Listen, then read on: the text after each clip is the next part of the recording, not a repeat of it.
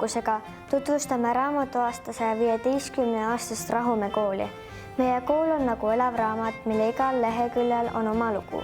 Kui sõnadest jääb puudu, on hea appi võtta pilt, sest Rahumäe koolis on sõnu ja pilte küllaga, mis näitavad, et kogu koolipere on õppiv, hooliv ja loov.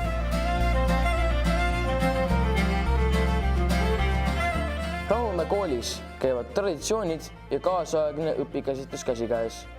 Meie eesmärk on pakkuda mitmekülgset ja rikastavat isiklikku õpiteed, mis toetab lapse arengut nii akadeemiliselt kui ka isiklikest huvidest ja võimetest lähtuvalt.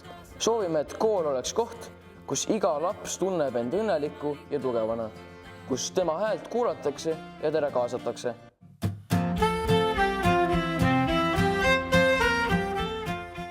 Lapse igapäevatöö ei ole vaid raamatutarkuse õppimine ja tunnis osalemine, vaid õpime koos otsustades, luues ja korraldades.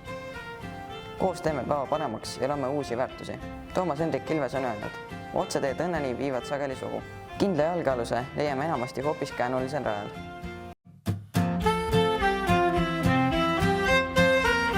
Hea meel on, et Rahumäe kooli tee on olnud käänuline. Viimase 30. lugu sai alguse kaunite kunstide huviringidest, millest on 2 viimase aasta jooksul välja kasvanud lõimitud õppekava, mis ühendab formaalset ja mitteformaalset õpet. Need olid hetked Rahumäe kooli igapäevaelust, hetked, mis meie kooli eriliseks teevad.